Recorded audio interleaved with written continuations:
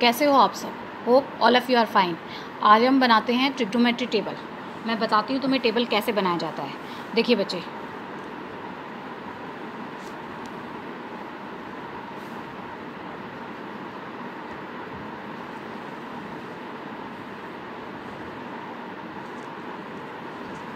यहाँ पर होती है हमारे पास टी रेशियोज़। टी रेशियोज़ मतलब ट्रिग्नोमेट्री रेशियोज़।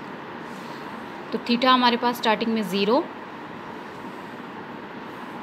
फिर यहाँ पर 30 डिग्री, फिर 45 डिग्री,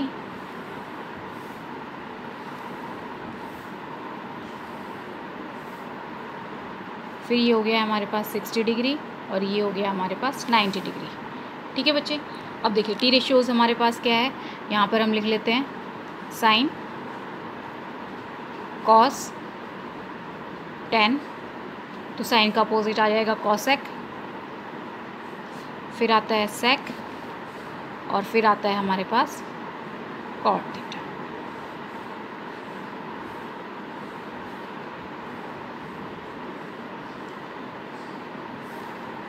ठीक है बच्चे, तो देखिए सबसे पहले साइन।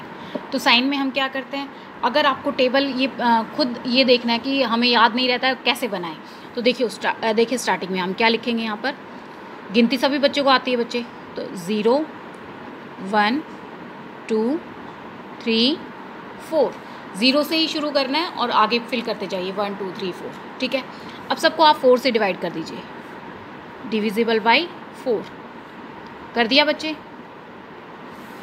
ठीक है, अब सबके ऊपर स्क्वायर रूट डाल दीजिए।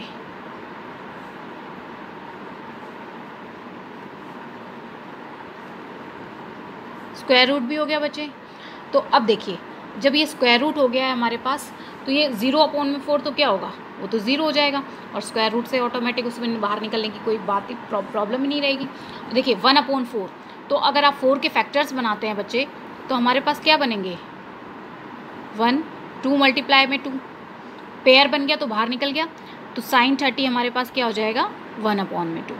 ये यहाँ पर 0, ये इस लाइन में बच्चे मैं आपको सिर्फ सिखा रही हूँ कि कैसे बनाया जाता है।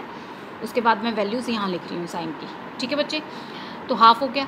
अब देखिए 45, ये कैंसिल आउट हो गया यहाँ से, 2 1 जा 2, 2 2 जा 4, तो ये क्या बचेगा 1/√2।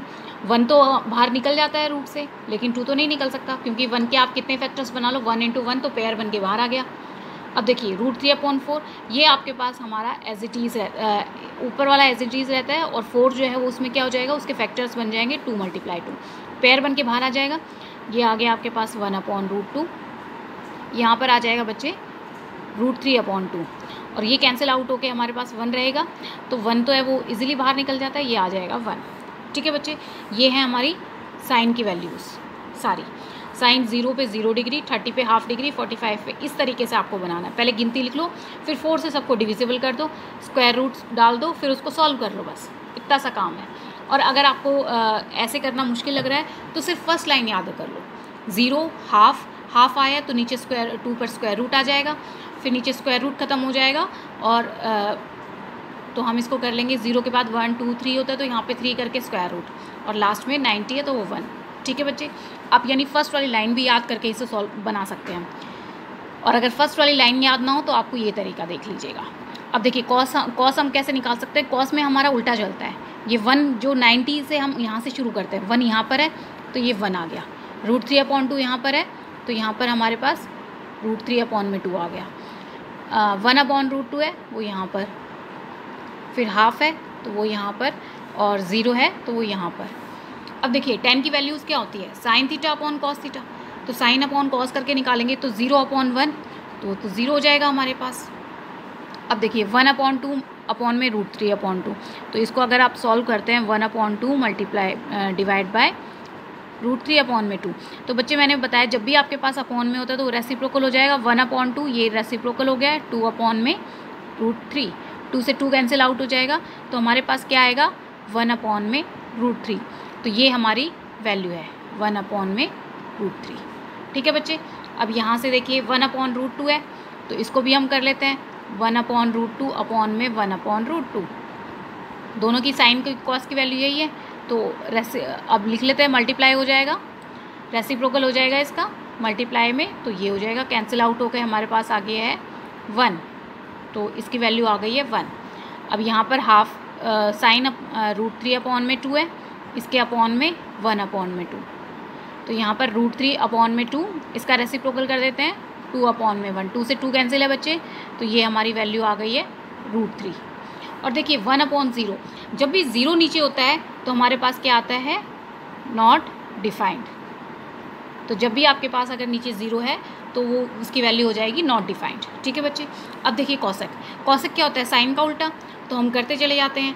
यहाँ पर हमारे पास क्या है, 0 है, इसका उल्टा कर देंगे तो अब हमारे पास क्या हो गया, अभी 0/1 है तो इसका उल्टा कर दो 1/0, 0 नीचे आ गया तो ये हो जाएगा हमारे पास नॉट डिफाइंड। ठीक है बच्चे।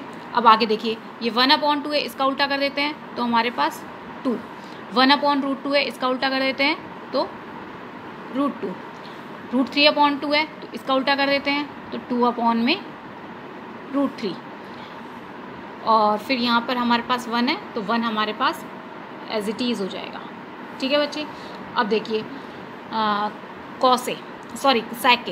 सेक, तो इसमें हम क्या करते हैं, सेक क्या होता है, कॉस का उल्टा, तो 1 इसके नीचे कुछ नहीं है तो हम 1 मान के चलेंगे, तो 1/1 तो वो तो 1 ही हो जाएगा। इसका भी रेसिप्रोकल करेंगे तो 2/√3, फिर 1/√2 का उल्टा करेंगे तो वो भी हमारे पास √2, 1/2 का उल्टा करेंगे तो ये आ गया 2, और 0/1 इसका अगर हम उल्टा करते हैं तो हमारे पास क्या हो जाएगा 1/0, और नीचे अगर 0 आ जाती है तो वो क्या होता है, नॉट डिफाइंड। इसको हम ND भी लिख सकते हैं बच्चे। ठीक है, नॉट डिफाइंड। अब देखिए कॉट का हम कैसे करेंगे, तो 10 का उल्टा कर देते हैं, अभी 0 है, 10 0 है तो 0/1 हम मान के चलेंगे तो इसको उल्टा करेंगे 1/0, तो फिर ये नॉट डिफाइंड। अब यहाँ से हमारे पास क्या वैल्यू है 1/√3, तो ये आ जाएगा हमारे पास √3। अब देखिए ये क्या वैल्यू है 1 है तो वो तो 1 ही रहेगा, √3/1 है तो इसको उल्टा कर देते हैं तो 1/√3। यहाँ पर हमारे पास नॉट डिफाइंड है तो ये हमारे पास 0, क्योंकि नीचे 0 है तो इसलिए जब इसका उल्टा किया तो 0/1 हो गया तो वो तो 0 हो जाएगा। तो ये हमारा ट्रिग्नोमेट्री का टेबल है बच्चे। इस तरीके से आपको टेबल जो है बनाना है।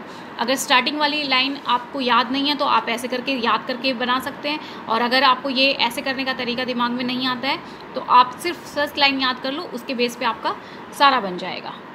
अगर आपको मेरी वीडियो पसंद आई हो तो इसे लाइक करें, शेयर करें, सब्सक्राइब करें और बेल आइकन प्रेस करना ना भूलें। Thank you for watching my video.